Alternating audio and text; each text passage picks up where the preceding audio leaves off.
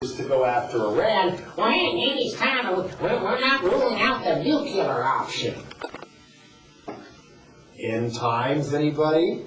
I mean, Iran's president believes in the end times for his own profit, too. Yeah, man, try some of them bunker busters. Wouldn't that be great, Connie? Wouldn't that be great, Uncle Dick, to see that in the highlight reel on Sports Center? And we're really using that term regime change again. And even floating somebody we think would make a nice leader for Iran, Reza Pahlavi, who they don't say, he also happens to be the son of the Shah. How do we think we're going to get away with that? And just like Iraq, there's no weapons of mass destruction in Iran. But see, in my line of work, you got to keep repeating things over and over and over again to kind of catapult the propaganda. The propaganda is all it is. As of May, Iran had enriched uranium up to 5%.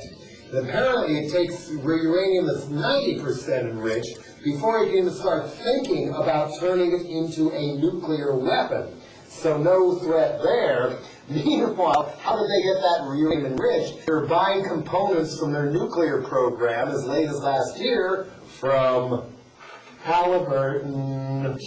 Yes.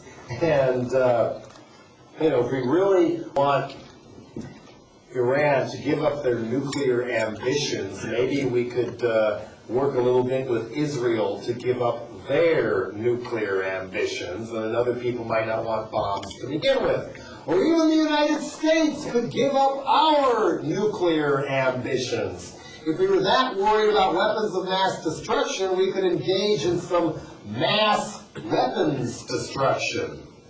Not just in our own country, but all those nuclear stockpiles still left all over the former Soviet Union, not just in Russia. If those ever fall into the wrong hands, we really are toast. Maybe they already have already, I don't know. And if we're not worried about what the Iranians are going to do with their nuclear power program, we can just come in and say, okay, you need help getting it done, we'll help you.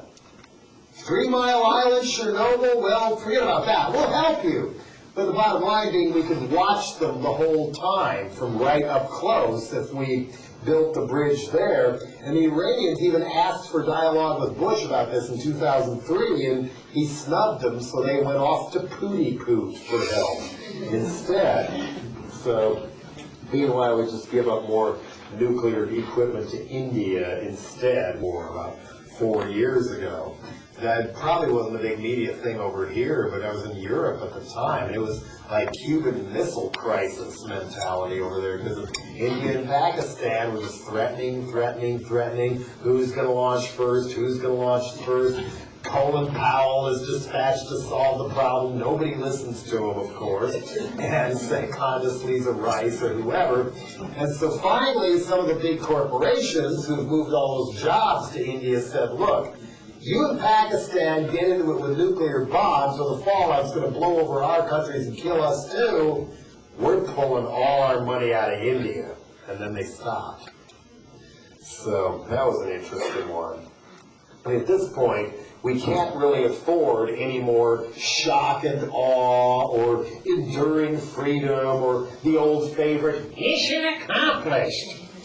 How many of you know that when he flew in with a flight suit for the mission accomplished speech on the aircraft carrier, the aircraft carrier wasn't in the Persian Gulf at all? It was off the coast of San Diego. And they had to go sailing in a circle for 23 hours, burning up $1 million worth of fuel just so the lighting was considered perfect by Bush's handlers, and he had a nice glow as the mission was accomplished. Another motive there, too, by declaring the war over after 2 weeks is, that way, while you claim you're supporting the troops, you don't have to give the soldiers extra combat pay, because technically it's not a war anymore. It's another reason he did that. Mission finally was accomplished, pulls Saddam Hussein out of the spider hole, and there he is looking like Andy Hoffman on really bad drugs. And over and over again on the news, they're looking at his teeth, they're looking at his teeth, they're looking at his teeth. Wow, they're looking at his teeth. Oh God, I feel better knowing no tooth unturned in the search for weapons of mass destruction.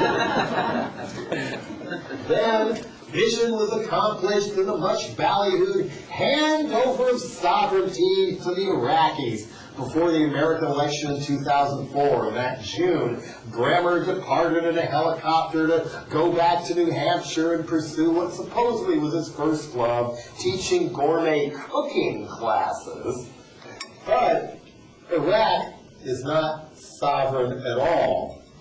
The 100 edicts of Paul Bremer still stand and are functioning like a virtual constitution where they trump all the domestic laws, and anything this supposedly elected Iranian parliament, where most people have no idea who is running, anything they try to do, the U.S. military can just override them and veto them.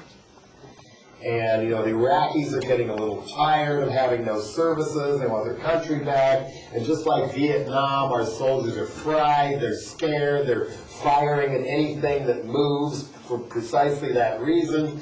Getting out of hand with the atrocities, that's just going to get worse. One of the people who deserted and is trying to get asylum in Canada, I can't remember his name, he said that one of the things that really sent him over the edge was seeing some of the other people in his unit playing soccer with a severed Iraqi's head. An Iraqi's severed head, excuse me.